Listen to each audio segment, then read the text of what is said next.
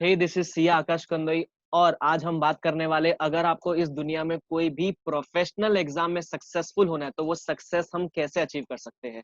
आप वो सीएस के स्टूडेंट हो सकते हो, सीए के हो सकते हो, सीएमए के हो सकते हो, सीएफए के हो सकते हो। आप कोई भी प्रोफेशनल एग्जाम के स्टूडेंट हो सकते हो, वो सीए इंटर के हो सकते हो, सीए फाइनल के हो सकते हो, सीएस एग्जीक्यूटिव किसी के भी हो सकते हो। बट अगर आपको सक्सेसफुल होना है तो please please please watch this video. मैं बता रहा हूँ, ये इसके अंदर जो मैं बताने वाला हूँ ना, अगर आपने वो दिल से शिद्दत से फॉलो कर लिया ना, आप चाहकर भी फेल नहीं हो सकते। आप कोशिश करोगे कि मैं हो जाऊं फेल, फिर भी आप नहीं हो पाओगे। लेकिन इसके लिए जो मैं आपको बोलूंगा वो आपको एकदम फील करना पड़ेगा और उसको दिल से फॉलो करना पड़ेगा। अब सबसे पहली चीज, क्योंकि मैं सीए का फैकल्टी हूं तो मैं सीए के रेफरेंस में ज्यादा बात करूंगा, लेकिन ये सारी चीजें एग्जैक्टली एप्लीकेबल रहेगी अगर आप कोई भी प्रोफेशनल एग्जाम दे रहे हो तो। सबसे पहली चीज, जैसे हमारे सीए में होता है कि अगर 100 स्टूडेंट्स एग्जाम दे रहे हैं तो मैक्स टू मैक्स अच्छे से अच्छा रिजल्ट आया तो भी सिर्फ 20% लोग पास होंगे या 10% लोग पास होंगे। मतलब 100 में से 80 से 90 लोग डायरेक्टली फेल हो रहे हैं। तो क्या ये जो लोग फेल हो रहे हैं मेहनत नहीं करते क्या? अगर आप ऐसा सोच रहे हो ना कि 20 लोग मेहनत करते, 80 लोग मेहनत नहीं करते, गलत हो आप। मैं बता रहा हूं, अगर 100 लोग हैं तो 100 में से 80% स्टूडेंट्स हार्डवर्क करते ही करते हैं। ये करते हैं, हार्डवर्क करते हैं, मेहनत जितना मेहनत बाकी लोग कर रहे हैं उतना ही करते हैं, लेकिन फिर भी सक्सेस अचीव नहीं कर पाते। सर ऐसा क्यों है? अब ध्यान से सुनना। 100 में से 80% लोग हार्डवर्क कर रहे हैं, लेकिन इसमें से 5 से 20 स्टूडेंट्स हो रहे हैं। मतलब कितने लोग फेल हो रहे हैं? 60 students are not able to achieve their success. तो सर हार्डवर्क में तो कमी नहीं है इनके, मेहनत तो ये सब कर रहे हैं, मेहनत तो ये भी कर रहे हैं, मेहनत तो जो पास हुए वो भी कर रहे हैं। तो सर ऐसा क्या है कि ये 20% लोग एक्स्ट्रा क्या कर रहे हैं कि इनकी वजह से ये पास हो जाते हैं और बाकी 60 लोग फेल हो जाते हैं? ठीक है, तो मैं आपको यहाँ दो चीजें बताने वाला हूँ जो बहुत इंपॉर्टेंट रहने वाली है। ये दो चीजें इंपॉर्टेंट है, मैं ये नहीं बोल रहा कि इसके अलावा बाकी फैक्टर्स इंपॉर्टेंट नहीं है, बाकी बहुत सारे फैक्टर्स है, बट मैं यहाँ दो मोस्ट इंपॉर्टेंट फैक्टर का बात करने वाला हूँ। तो लेट्स स्टार्ट कि वो सबसे पहला फैक्टर कौन सा है जो स्टूडेंट मिस आउट कर देता है, जो वो 60 स्टूडेंट्स मिस आउट कर देते हैं। सबसे फर्स्ट फैक्टर है प्लानिंग। वो बोलते हैं ना, if you fail to plan you are planning to fail. Sir planning नहीं किया है तो डेफिनेटली आप सक्सेसफुल नहीं हो सकते। नहीं हो सकते मतलब नहीं हो सकते। अगर मैं एग्जांपल लूं, सर बाहुबली मूवी आपने देखी है ना, बनने में 5 साल लगे। वो 5 साल के ऐसे ही बुलाया क्या उसको? वो बोला भल्लाल देव को बुला लिया, उसको बुला लिया, उसने प्रभास को बुला लिया और बोला चल शूटिंग चालू करते, देखते कैसे कैसे कैसे करके बन जाएगी। ऐसे थोड़ी ना कोई मास्टरपीस बनता है ना सर। प्लानिंग की होगी, 5 साल तक पूरा प्लानिंग किया, उसके बाद मूवी बनाना शुरू किया, उसके बाद ऐसी ब्लॉकबस्टर मूवी बनी है। सर हर चीज में इस दुनिया के प्लानिंग लगती ही लगती है, आपको प्लानिंग करनी ही पड़ेगी सर। अब प्लानिंग कैसे हो सकती है? प्लानिंग दो तरह की करनी पड़ेगी आपको। एक तो सर आपके लॉन्ग टर्म प्लान हो गए, एक तो लॉन्ग टर्म गोल रहेगा कि सर फॉर एग्जांपल मेरे एग्जाम को आज से लेकर 8 महीने है, तो 8 महीने में मैं हर सब्जेक्ट कौन से सब्जेक्ट कितने कितने महीने में कवर करूंगा। ये मेरा लॉन्ग टर्म प्लान हो गया कि मेरा 4 महीने तक 4 सब्जेक्ट हो जाएंगे, रिमेनिंग 2 महीने में और 4 हो जाएंगे, बाकी 2 महीने में रिविजन करूंगा। ये आपका हो गया लॉन्ग टर्म प्लान। सेकेंड, इस लॉन्ग टर्म प्लान के बेसिस पे आप बनाओगे short term daily weekly targets कि अब मुझे लॉन्ग टर्म में सपोज एक सब्जेक्ट कंप्लीट करना है, तो मुझे रोज के रोज कितना घंटा पढ़ना पड़ेगा ताकि मैं वो चीज अचीव कर सकूं, है ना? उसको बोलते हैं planning, making your time table. आपको टाइम टेबल बनाना ही पड़ेगा सर। अब कुछ लोग इसको आराम से बना पाते, कुछ लोग को दिक्कत नहीं होती है। जो लोग बना पाते, जो लोग इसमें अच्छे, प्लीज करो प्लानिंग। सेकंड, कुछ लोग ऐसे भी होते हैं, बोलते हैं सर हमको प्लानिंग करना ही नहीं आता। उस केस में आपको अपनी सीनियर्स की हेल्प लेनी चाहिए, जो ऑलरेडी जो आप एग्जाम दे रहे हो उसमें सक्सेसफुल हो चुके हैं। आपको उनसे पूछना चाहिए कि सर उन्होंने वो सक्सेस कैसे अचीव की, उन्होंने अपनी पढ़ाई कैसे प्लानिंग की थी। सर अगर आपके पास सीनियर्स नहीं है पूछने के लिए तो आप जिस भी टीचर से पढ़ते हो आप उनसे पूछिए। अगर आपके पास वो भी नहीं है तो सर आप मेरे को पूछ सकते हो। मैं कभी भी, याद रखना ये चीज, मेरे कितने स्टूडेंट्स ऐसे हैं जिनको मैं क्लियरली बोलता हूँ आप पढ़ाई के अलावा भी प्लानिंग में कुछ दिक्कत है आप मेरे से पूछ सकते हो। मैं अपने जो भी वीडियोस डालता हूँ पढ़ाने वाले, उसमें मैं हर वीडियो में बोलता हूँ आप मेरे स्टूडेंट नहीं हो फिर भी मैं अपना नंबर शेयर कर रहा हूँ, आप मेरे से डाउट्स पूछ सकते हो। कभी भी कोई फैकल्टी आपको ऐसा फील नहीं करवाने वाला है कि आप उसके स्टूडेंट नहीं हो तो वो आपके डाउट सॉल्व क्यों करे। It is never like that. तो अगर आपको प्लानिंग में दिक्कत होती है, आपको चाहिए तो आप मुझे कांटेक्ट कर लो ना, मेरा नंबर मैं वीडियो के एंड में शेयर कर लूंगा, आप मुझे फोन करके पूछो सर बताओ मैं कैसे प्लान करूं। याद रखना, प्लानिंग एक ऐसा नहीं हो सकता कि एक प्लान दे दिया तो सबके लिए एप्लीकेबल है। हर एक इंडिविजुअल का प्लानिंग अलग रहता है। किसी के पास वो एग्जाम के लिए 12 महीने है, किसी के पास वही एग्जाम के लिए 3 महीने है। कोई दिन में पढ़ने वाला इंसान है, कोई रात में पढ़ने वाला इंसान है। राइट, सबका पढ़ने का तरीका अलग होता है, तो सबके लिए प्लान अलग अलग रहने वाला। तो इसलिए हो सके तो खुद के लिए प्लान खुद करो, नहीं होती है तो help low. This is the first ingredient. If you want to clear in any exams, you have to plan. You have to plan, right? सबसे पहले हो गया प्लानिंग. Second sir revision.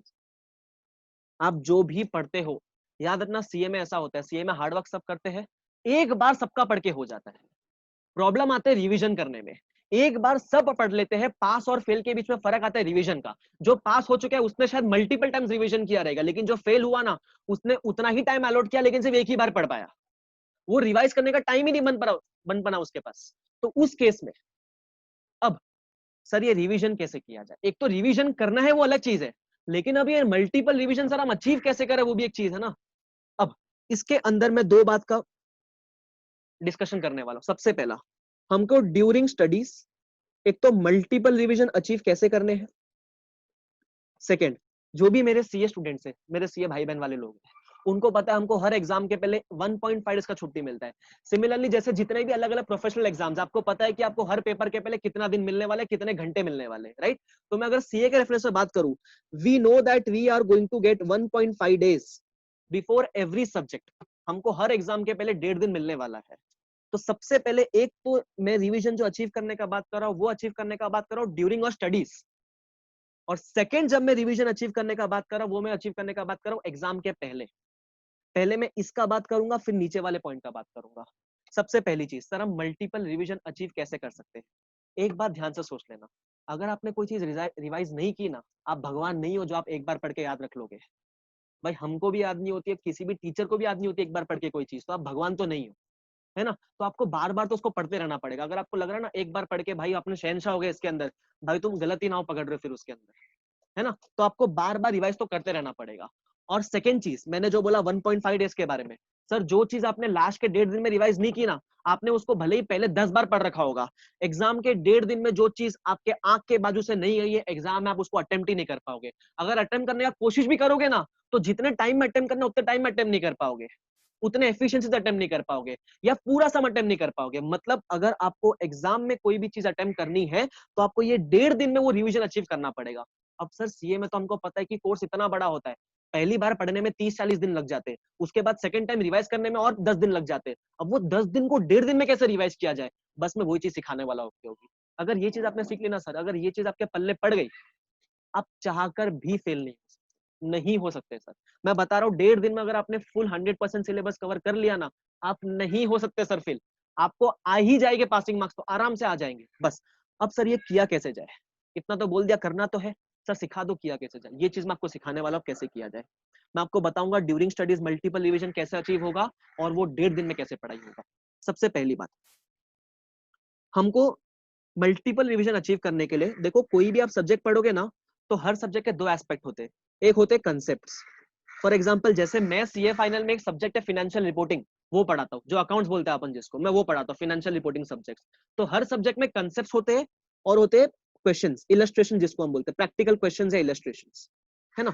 जैसे वो फाइनेंशियल रिपोर्टिंग हो सकता है, एसएफएम हो गया, कॉस्टिंग हो गया, ऑडिट हो गया, लॉ हो गया, सब हमें कंसेप्ट्स होते हैं और सब में क्वेश्चन आंसर्स होते हैं, राइट? तो सबसे पहले आप जितने भी कंसेप्ट पढ़ते हो, आप पहले कंसेप्ट का भंडार पढ़ते हो, आप हजार हजार पेज के कंसेप्ट पढ़ जाते हो, लेकिन आपको इस कंसेप्ट को क्या करना पड़ेगा, कंसाइज करके बनाना पड़ेगा.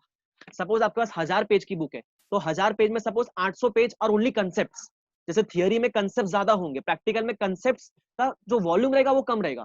तो सबसे पहले आपको कंसेप्ट को कंसाइज करना आना चाहिए सर.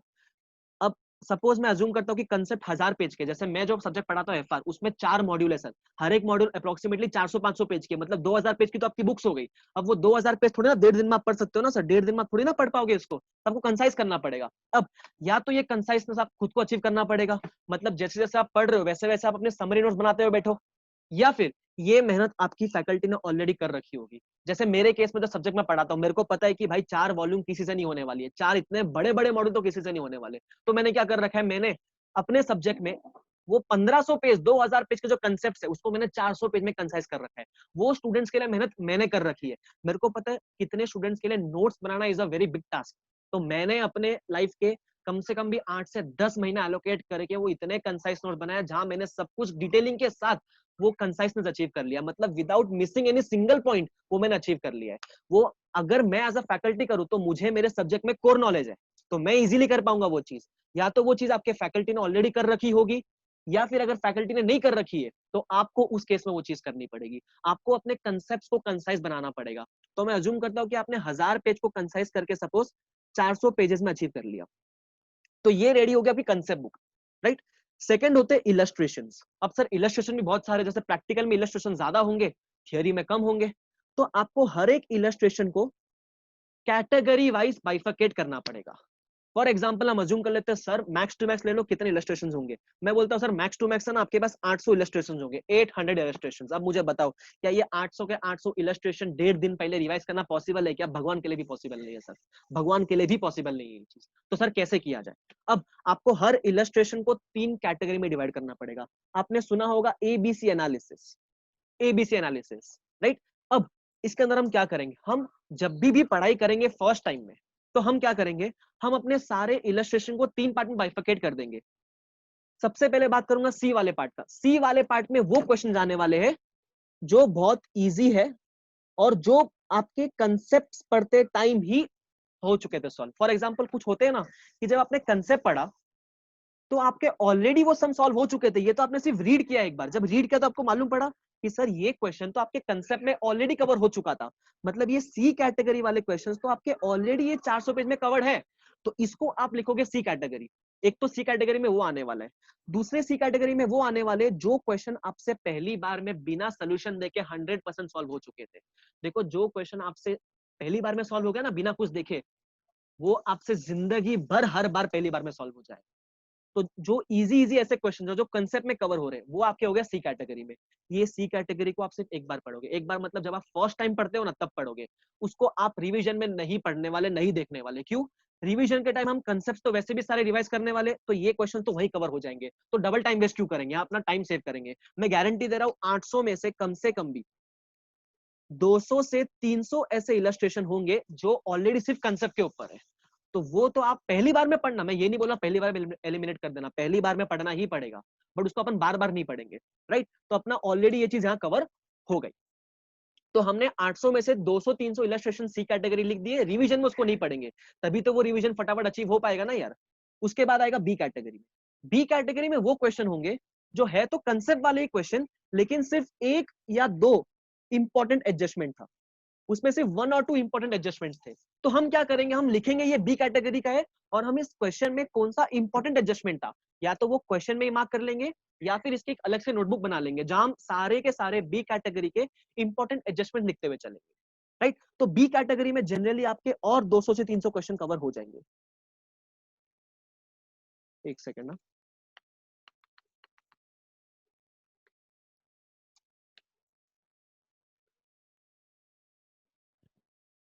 आ गया, राइट। तो बी कैटेगरी में आपके और 200 से 300 क्वेश्चन कवर हो जाएंगे। तो ये 200 से 300 क्वेश्चन वैसे भी आपको पूरे पूरे थोड़ी ना करने, इसमें तो रिवीजन के टाइम पे आप सिर्फ वो इंपॉर्टेंट एक दो एडजस्टमेंट देखने वाले हो। तो अगर कोई सम को आपको फर्स्ट टाइम करने में 10 मिनट लगे होंगे ना, तो अब वो दो इंपॉर्टेंट एडजस्टमेंट देखने में आपको सिर्फ 2 मिनट लगने वाला है। ऐसे अपन टाइम सेव करेंगे रिवीजन के अंदर, तभी तो जाके 40 दिन का रिवीजन 10 दिन 20 दिन 1.5 दिन में हो पाएगा ना। ये हो गया B category. Now A category के क्वेश्चंस, ये तो आपके होने वाले हैं एलडीआर क्वेश्चंस। ना what is the full form of LDR? Sir LDR मतलब मैं यूज करता लास्ट डे रिवीजन। ये वैसे क्वेश्चन है जो आपके एग्जाम पॉइंट ऑफ व्यू से काफी सारे कंसेप्ट्स एक क्वेश्चन में कवर कर देता है। ये वो क्वेश्चन है जो सिर्फ कंसेप्ट पढ़ने से काम नहीं बनने वाला है। फॉर एग्जाम्पल हमारे जो सीए फाइनल है उसमें एक चैप्टर है बिजनेस कॉम्बिनेशन। अब बिजनेस कॉम्बिनेशन में काफी सारे कंसेप्ट ऐसे हैं जो आप कंसेप्ट पढ़ लोगे, लेकिन जब तक आपने उस कंसेप्ट के ऊपर बड़े बड़े क्वेश्चंस नहीं किए, आप उस क्वेश्चन को एग्जाम में टच भी नहीं कर पाओगे। तो ए कैटेगरी में वो क्वेश्चन आने वाले जो एग्जाम पॉइंट ऑफ व्यू से बहुत इंपॉर्टेंट है। ऐसे क्वेश्चन जो सिर्फ कंसेप्ट पढ़ने से काम नहीं बनने वाला, आपको इसके ऊपर क्वेश्चन करना ही पड़ेगा, राइट। तो इसके अंदर आपके रिमेनिंग 200 क्वेश्चन आने वाले। इसका मतलब आपने जब फर्स्ट टाइम रीड किया ना, फर्स्ट टाइम पढ़ाई करोगे तब आपको ये चीजें करनी है। अगर फर्स्ट टाइम में नहीं किया है तो जब नेक्स्ट टाइम रिवीजन करोगे तब ये चीज करना। एक तो कंसेप्ट को कंसाइज कर लिया और इलस्ट्रेशन को आपने एबीसी कैटेगरी में डिवाइड कर दिया। अब आपने जैसे ये फर्स्ट टाइम में कर ली ना सर चीज, सपोज आपको ये पढ़ने में भले टाइम लगा, आपको पढ़ने में लग गए 20 दिन पूरे के पूरे, जब आप नेक्स्ट टाइम रिवाइज करोगे ना, सर मेरा गारंटी है 40% टाइम में आपका रिवीजन कंप्लीट हो जाएगा। क्यों? जब नेक्स्ट टाइम रिवाइज करोगे तो आपने कंसेप्ट को कंसाइज किया, ये कंसेप्ट सारे पढ़ने हैं आपको, ये 400 के 400 पेज आपको पढ़ने ही है। ये आपका आराम से अचीव हो जाएगा 2 से 3 दिन के अंदर, बराबर। उसके बाद जब कंसेप्ट पढ़ोगे तो कंसेप्ट के साथ साथ आप ए कैटेगरी का फुल फ्लैश सॉल्विंग करोगे, बी कैटेगरी में सिर्फ इंपॉर्टेंट एडजस्टमेंट देखोगे, कहानी खत्म। मतलब आपको 20 दिन के जो स्टडीज है उसको 8 दिन में एक तो कवर कैसे करना है, आपको सिर्फ 400 पेज पढ़ने और वो 200 पूरे पूरे इलस्ट्रेशन करने और सिर्फ इंपॉर्टेंट एडजस्टमेंट्स करने हैं, राइट। अब क्योंकि ये चीज आपने ऑलरेडी पहले पढ़ रखी है तो ये आपका डबल क्विक टाइम में होने वाला है, तो ये चीज आपका फर्स्ट रिवीजन में 8 दिन में होएगा। सिमिलरली आप जब वापस फर्स्ट रिवीजन करोगे तो ऐसा कुछ होगा कि शायद कुछ बी कैटेगरी वाले सी में पहुंच चुके होंगे, शायद कुछ ए कैटेगरी वाले बी में पहुंच चुके होंगे, तो आपको रिवाइज कराना पड़ेगा। और वैसे ही आप क्या करोगे, वैसे ही आपका जो 8 दिन लगा था फर्स्ट रिवीजन करने में, वो सेकेंड रिवीजन आपका 4 दिन में अचीव हो जाएगा, 4 डेज में अचीव हो जाएगा।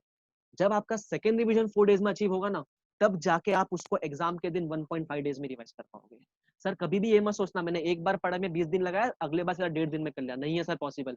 लर्निंग का इफेक्ट, जैसे जैसे मजदूर काम करता है, वो अगर कोई चीज को पहली बार में 20 दिन ले रहा है, अगले बार में वो 2 दिन नहीं लेगा, अगली बार में वो 10 दिन लेगा, फिर 5 लेगा, फिर 2 लेगा, तो आपको भी ये चीज अचीव करनी है सर। इसका मतलब हमने ये पूरे वीडियो में क्या सीखा, सबसे पहले प्लानिंग करो सर, प्लानिंग के साथ साथ आपके रिविजन प्लान करो सर। रिवीजन 2 तरह के होते हैं, एक तो हो गया आपके multiple revision during study leaves, second हो गया 1.5 डेज का रिवीजन।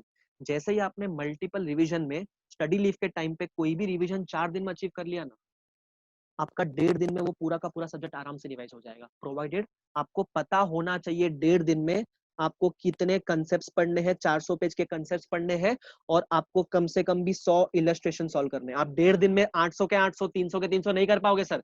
जब आप बार बार रिवाइज कर रहे हो ना, तो आपका एबीसी कैटेगरी चेंज होता हुआ चल रहा है, तो आखिरी में 800 में से आपके पास सिर्फ मैक्सिमम 100 इलस्ट्रेशन बचने चाहिए, जो आपको एग्जाम के एक दिन पहले देख के जाने।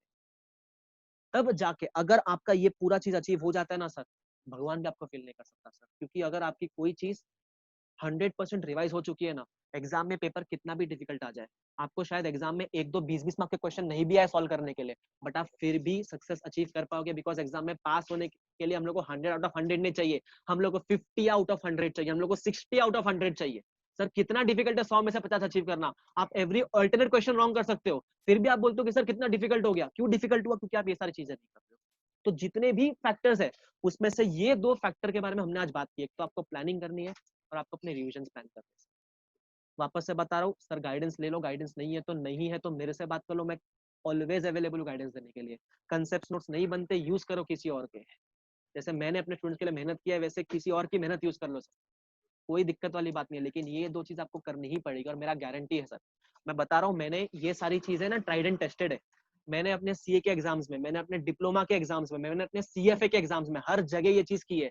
मैं हमेशा से प्लानिंग को फर्स्ट प्रेफरेंस देता हूँ, मैं हमेशा से रिविजन्स को फर्स्ट प्रेफरेंस देता हूँ, मैं हमेशा से प्लानिंग में बहुत ज्यादा इन्वॉल्व रहता हूँ, तब जाके मैं कभी भी फेल नहीं होता सर। आपको भी ये चीज अचीव करना है तो आप मेरी बात मान लो, ये बात शिद्दत से फॉलो कर लो, लिख के रखना, सिर्फ सुन मत लेना इसको। बोला सुन लिया, एक दिन का जोश रहेगा सर, मैं यहाँ फेक मोटिवेशन देने नहीं आया हूँ, मैं सच्चाई बताने आया हूँ। आप रियल में कैसे पास हो सकते हो मैं बता दूंगा, ऐसा पढ़ लो वैसा पढ़ लो, फेक मोटिवेशन दे दूंगा, काम नहीं आने वाले सर वो चीज आपके एग्जाम में, लॉन्ग टर्म में इफेक्ट नहीं करने वाली आपको, लॉन्ग टर्म में ये सब चीजें अफेक्ट करने वाली आपको। और ये प्लानिंग वगैरह है ना, सिर्फ स्टडीज में नहीं, रियल लाइफ में भी काम आती है, आपको अपने करियर में भी काम आने वाली है। तो सर इसी के साथ कंक्लूड करते हैं, please please please please follow करना सर। मैं फैकल्टी हूँ, मेरे लिए स्टूडेंट्स ही बहुत इंपॉर्टेंट है सर। मेरा मोटिव ये होता है, हमारा कोई भी अगर टीचर होता है ना, मैक्सिमम टीचर्स का कभी भी मनी मेकिंग मोटिव नहीं होता है सर। मैं अगर किसी भी स्टूडेंट की लाइफ में, भले ही वो 5 स्टूडेंट हो 10 स्टूडेंट हो, अगर मैं कुछ इम्पैक्ट क्रिएट कर पा रहा हूँ ना सर, बस हमारी किक उसमें ही है, हमारी किक मनी मेकिंग में नहीं है सर। तो अगर इस वीडियो की वजह से अगर शायद 5 या 10 लोग भी इंस्पायर होकर बोलते हैं ना, हाँ सर हम फॉलो करेंगे और शायद हेल्पफुल है सर, ये हमको लग रहा है हेल्पफुल होगा और डेफिनेटली हेल्पफुल होगा, तो बस मेरा मोटिव सर पूरा हो जाएगा उस केस में।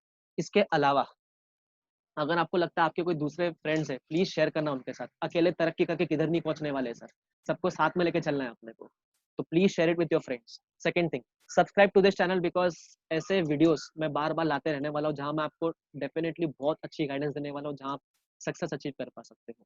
तीसरी चीज, अगर आपको इसके अलावा भी कोई डाउट्स है कि सर ये चीज कैसे किया जाए, फॉर एग्जाम्पल एग्जाम में पेपर कैसे अटेम्प्ट किया जाए, फॉर एग्जाम्पल 1.5 दिन में हमको स्ट्रेटेजाइज कैसे करना है कि हम क्या क्या पढ़ेंगे, फॉर एग्जाम्पल हमको दिन के कौन सा टाइम पढ़ना चाहिए, जो भी आपके वेरियस क्वेश्चन हो सकते हैं, अगर आपके ऐसे कोई क्वेश्चन है जिसको आपको चाहिए कि मैं आंसर करूं, तो प्लीज कमेंट सेक्शन भर दो सर। कमेंट सेक्शन में आप जितने क्वेश्चन बोलोगे, जितने भी मुझे रेलिवेंट क्वेश्चन लगेंगे, मैं सबके सब आंसर करूंगा, सबके सब पे वीडियो बना दूंगा मैं सर। आपको अगर जो भी क्वेश्चन आप मुझे पूछ सकते हो, क्लियर। इसके अलावा कोई भी डाउट रहेगा, यू हैव माय नंबर, मैं अपना नंबर पब्लिकली सीधा शेयर करता हूँ बिकॉज मेरे को मेरे स्टूडेंट्स को जिस वे में हो सकता है उस वे में हेल्प करना है सर। और याद रखना, मेरे को फर्क नहीं पड़ता आप मेरे स्टूडेंट हो कि नहीं हो, आप स्टूडेंट हो ना, बस उससे मेरे को फर्क पड़ता है। This is my number, you can save it for your future reference, कुछ भी डाउट हो you can contact me any time. So I hope this video might be helpful for you. Best of luck for your studies, keep working hard and please अगर helpful रहेगा ना, अगर आपको future में अगर सक्सेस मिलती है और आपको लगता है कि मैंने जो बोला उससे आपको कुछ तो हेल्प हुआ है, एक मैसेज जरूर कर देना सर कि आपने सर वो बताया था उससे मुझे हेल्प हो गया, बस that will be a relief for me, that will be a motivating factor, satisfaction factor for me, right? So see you in the next video, तब तक के लिए tata bye bye and best of luck for studies.